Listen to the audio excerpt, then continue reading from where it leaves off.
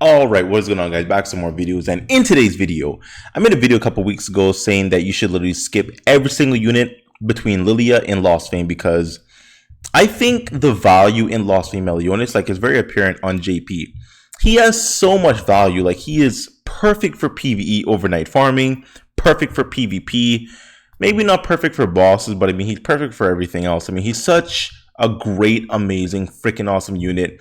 His passive is dumb, by the way. I mean, he's just so great. So for me, I am trying to save literally damn near everything until LOSTVAYNE because when he drops, my goal is at the very least 4-6 him. I mean, ultimately I want to 6-6 him, but upon him dropping, I need a 4-6 LOSTVAYNE. I need a 4-6 LOSTVAYNE. So that's my goal. Now, it looks like that's not everyone's goal. People really don't care to save that much. And typically with me with games, I tend to save a lot. I save long. I go months and months and months without ever spending anything. But the thing about Grand Cross is that this game makes that a little difficult because you kind of need R coins at a certain point. You kind of need SR coins at a certain point. You kind of need SSR coins as well at a certain point. Because for me, I'm trying to max out my Blue King, Red Gother, and I'm trying to max out Green Merlin. I only have 7 SSR coins remaining, so there's no way I'm going to be able to never summon between now and LOSTVAYNE and get those units maxed out in between them, because let's say LOSTVAYNE is coming December, right? That's a lot of months. I could have picked up quite a few copies of Gother, King, picked up some copies of Merlin that I just wasted because I didn't summon. I was hoarding everything for LOSTVAYNE. Obviously, I could pick them up when they're in the shop for 7 coins, but I want that, additional 2 coin discount to pick them up for 5 coins. So I'm going to talk about units that you maybe should consider summoning for. Ultimately, for me, LOSTVAYNE is the goal, but R coins are pretty valuable in terms of picking up AP pots, SR coins. I think you can get the SR medals for those, I believe. So there is quite a bit of value with just summoning and getting some dupe coins to use in the dupe shop.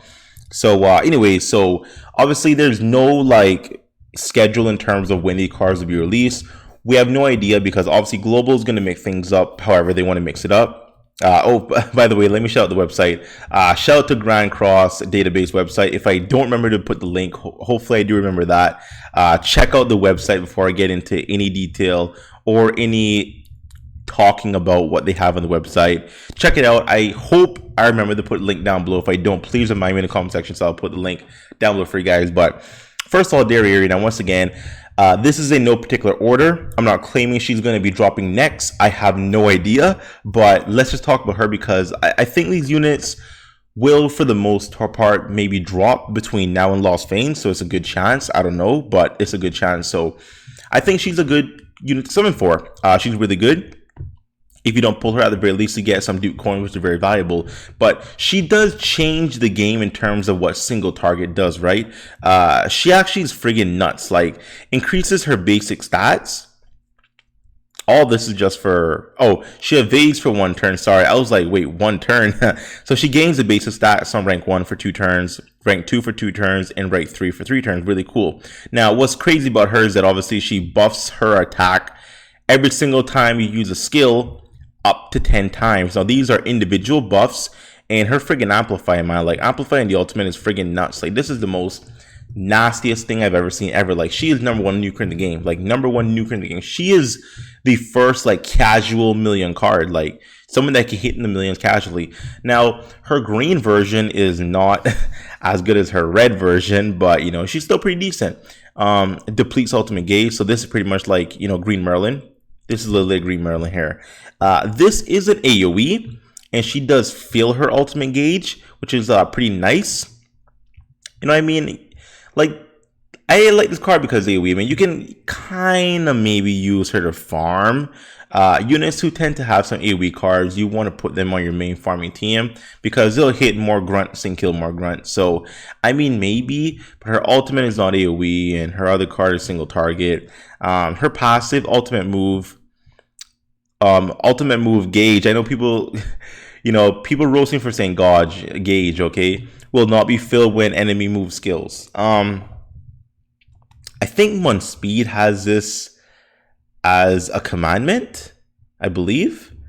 I think this is Speed's commandment, but it's her passive. Interesting. I believe so. Don't quote me on that, but you know she's okay. Like she pretty much drops to the red one. The red one is a prize, obviously. So I think this is actually a good unit to consider summoning for between now and LOSTVAYNE. Moving on to this freaking Diane. Now, there's literally no reason to summon for her other than PvE farming. Literally, why? Well, first of all, AoE, and you know, just like AoE. And, you know, I mean, just like another, you know, AoE. Like, she's literally howzer. She's howzer without the, like, pierce damage modifier and the crit damage modifier or the crit chance modifier. She doesn't have that, okay? She has, like, just raw damage at a very high multiplier, rank 3, by the way. I believe LOSTVAYNE has this very same multiplier, but he has the ignore defense. So he's a little better with this very same multiplier, I believe so, right? I think Fat King has the very same thing as well, like, you know, I don't know why they didn't give her, like, you know, let me look at that. I believe he has that, right? Like, I really believe he has the ignore defense on the very same multiplier. So 130, 195, and then we have over here. Oh, okay, well, she has a bit of a bigger buff on the first two cards, but the 375 is consistent. He has 325. Okay, well, never mind. I don't know what I'm talking about. It was close enough in damage, but okay. This is really good. So she's gonna do a lot of damage. Really, really awesome. That's what you want in PvP farming. PvE. I keep saying PvP. PvE farming. Now this really isn't great. I mean, cancel stance. I mean, like, why isn't this like cancel stance and remove buff? Or it could just be remove buff. Like, or it could just be like increased chance to crit. It could be increased crit damage. Like some kind of additional stat, but like cancel stance. Like. But whatever, we don't care what the cards do. She's just like triple AoE. So she's actually a really good farming unit. I am probably going to summon for her because I love farming. Like, I do a lot of overnight farming. So I'm probably going to pick her up literally just for overnight farming. Oh, and by the way, I mean, I guess... Oh, sorry. I zoomed in. I wasn't meaning to zoom in, but whatever. Increases all allies' defense-related stats by 10% per debuff on the hero. I mean, this is okay. Like, if you have 2 debuffs, that's 20%, which is pretty decent, I guess. But, you know, it's kind of unreliable because you need to be debuffed. And usually when you're debuffed, you're going to cleanse it off, right? So, I mean, I guess it's whatever. But, you know, she's a really good PvE farming unit. Anyway, so Red Escanor, I think he's pretty much a summon. I mean, you know, I'm like, I don't know if I'm going to skip. He's actually in the coin shop, but Global's been doing a thing where they're introducing all the coin shop units on banners. So he will probably almost for sure have his own banner when he drops in the game, obviously Global. He does change the PvP meta a little bit, like I mentioned before. And I think overall he's a very fun unit, very cool kit. He gets this increased HP related stats of 50% upon entering the battle. I wish this was like 4 or even 5 turn. I feel like, you know, when entering the battle, it doesn't matter because, I mean, like if I go first and I attack first, like I'm already at full health, so I don't really get the benefit of this for one whole entire turn. Like I need to take damage and then heal up next turn. Like I kind of wish this was like 4 or even 5 turns. But whatever. Maybe that'll be a little bit too broken. I don't know. But he has obviously like stupid, like bro, 80%, bro, like 80 freaking percent pierce, man. God damn, man. That's freaking dumb. Like this shouldn't exist, man. But you know, obviously it does. So really good unit. Depletes ultimate on the second skill. Amplify. So obviously the more buffs he has, the more damage he'll do. So really insane. And it's like Green Escanor's ultimate. So he's a really good card. I will probably be throwing some multis on him for sure, because I need more coins to keep my farming going because I'm kind of running low on silvers at the moment, much less when LOSTVAYNE comes. But I'm probably going to throw some multis on him as well because he's a very good card. Probably not going to max him, but at least like, you know, if I pick up 1 or 2 copies, that'd be pretty cool. Now, Essa Rosa. Really fun unit. I mean, you know, he's just fun. In my opinion, he's not the best unit in the game, like not even close, but he is damn near my favorite unit. I use him in my PvP team, although he's not like in the PvP meta right now. He's just a fun card. I love the stance, but I love the stance with his friggin' passive, man. That's all I care about. The ultimate is cool, but the fact that you can like, you know, assume a stance. What? I'm combining stance and taunt, man. I'm freaking dumb. But assume a stance with which taunts enemies for 2 turns and inflicts 600% damage. So you taunt, right? The thing about him is that his commandment applies a debuff of 20% HP, 20% attack related stats to all enemies and allies that attack. So if you attack, you know, you get it. So this actually says after allies and enemies receive damage, applies a debuff that decreases after enemies and allies receive damage. Isn't it when you use an attack card? Is this right? Because so like trust me, I use Esteros a lot. I know Esteros. I know what this man does. If you use an attack card, you get the debuff. I don't ever remember being attacked and getting the debuff applied. Interesting. I mean, I don't know if it's just me, like whatever, but that's really cool. Now, the thing is that his passive removes debuffs when you assume a stance, which is really cool. So he literally can't, like, his command doesn't work on him as long as you have the taunt up, which is really cool. He's a fun card. I'm probably going to pull just because he's so fun. And he's awesome. I like him. And he ignores defense. I mean, hey, you know, this hit's pretty decent. So yeah, I like him. He's really cool. His red counterpart is not that great. He just isn't. Now, increase attack by 10% per debuff on the hero. Now, here is the freaking thing, man. Isn't this Blue Merlin? But Blue Merlin has 2%. This guy has freaking 10%, bro. Like that's literally Blue Merlin's passive. Increase the hero's attack by 2% per debuff applied on all on enemies though. Okay, never mind. It's debuffs applied on himself. Okay, never mind. It's kind of Blue Merlin, but it's kind of like the inverse. Like if he's debuffed, then he gets more attack. I really don't like when you have to be debuffed to get like a passive to activate, because I don't want debuffs to stay on me. I want to cleanse them off. Like I don't get it, bro. And I guess the commandment is a debuff, so but like you're gonna take away 20% attack related stats to get like 10%. I mean, like no. And this is 10% raw attack, it's not 10% attack related stats. So like it's a big difference. Now, I mean, this is okay. Like it's not great. What even is this? Like increase down 20% per debuff on the target. I mean, okay. Like the best thing about him is his ultimate. But I mean, he's not that great. So you're going to summon obviously for this guy and not this guy. If you get him, it's a shaft. So yeah. Gloxinia, Gloxinia is okay. I mean, single target. This is Gother's ability here. And the ultimate has Ruin. So increase damage dealt by 30% per debuff on the target and removes debuffs. I wish he didn't remove the debuff. Like, I don't want to take debuffs off my target. I want them to be debuffed, bro. Like, why? Ruin is stupid. You do get the increased damage, which is only 30%. But if you do apply enough debuffs, which obviously like he has one here and then he has like another one here, like so that's 2 debuffs, as well as over here. So increase the hero's defense related stats by 5%. Oh wait, what? No, hold on. What is this?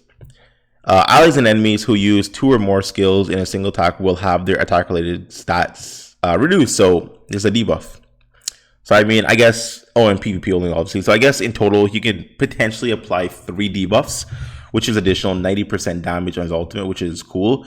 But you take him away. So I mean, like he's not great. Like don't summon for him. Like his substats are not great. I mean, 5% lifesteal, like Pierce is whatever. I mean, he's not, crit is actually pretty high, but he doesn't have any like crit multipliers or anything in his skills. So I mean, like he's just a big skip. Like he's just a massive skip.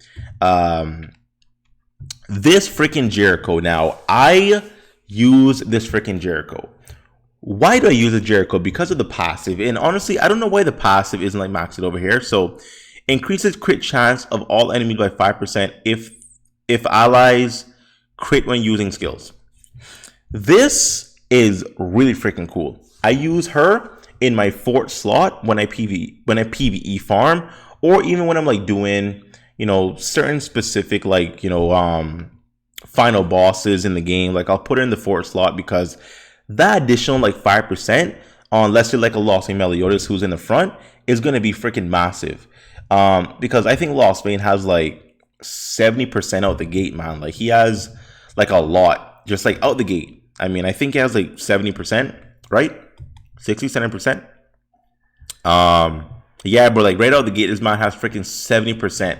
She can buff you by what, 50%. So I mean, he's damn near guaranteed to crit every single time, up to like 5 times. And whenever you crit, this will stack up, which is really freaking good. So the more skills you use, like you can use 3 skills obviously in one turn. So if all those skills crit, then obviously that's an additional 15% right there, which is really freaking nice. So I think she's really good in the 4th slot, bro. Really freaking nice. And I use her a lot. I'm probably gonna pull her just for the passive. Like the rest of her stuff honestly is shit. Like her ultimate is great, but her skills are shit. I don't care for them. I just care for literally the passive. Like it's really freaking good and I like it. I like it a lot. And obviously like she has like the green Jericho substats, really high crit damage. And she has a green Jericho's ultimate. So I mean, hey, it's gonna be freaking nasty as shit. And I guess she does increase her own crit obviously. So like she can max her crit out at what? That's 80%. Yeah, it's pretty good. You know, put some crit food on her, 90%. Hey, actually, no, that would be 100%. So yeah, she's pretty good. I'll probably summon for her just because of that alone. And finally, we have Red King. Red King is a summon. Yes. Summon. Even if you don't PvP, I mean, like just AoE and, you know, AoE. And yeah, like AoE, like he's a good PvE farmer. His multipliers are actually really freaking shit. 100%, 150, 200%. Like that's kind of a yikes to be fair. And 120, 120, 180. Like there's way better PvE farmers. I mean, Green Dian, bro. Like these units are way better at farming. But I mean, you know, even if you don't use him for specifically PvP, which is what he's used for, he's somewhat viable in PvE farming, like overnight farming, farming books, farming chalices. Like you can farm stuff with him, so it's really cool. But this kind of what I think about in terms of units you might consider something for, because you know there's a lot of cards that probably will be released between now and Lost Vein that I didn't even talk about. You know, like there's a lot of cards. Like there's probably the Halloween cards. I didn't talk about a lot of units, and obviously I don't think those units are valuable, which is why I didn't talk about them.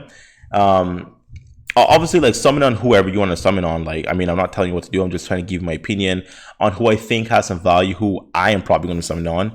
And you're probably gonna have to do some summons between now and obviously Lost Vein because you want to collect some coins. You need to pick up certain units from the shop to dupe them out. Just like myself, you want to pick up some more AP pots. So you kind of need to summon for those specific things. So I thought these are some good banners to talk about when they do drop. And yeah, I mean, maybe consider it. So it's up to you guys. So anyways, quick video. Hope you enjoyed the video. Like, share, comment down below. If you're not subscribed, make it a thing. Sub to the boy, and I'll see you next time. Bye-bye.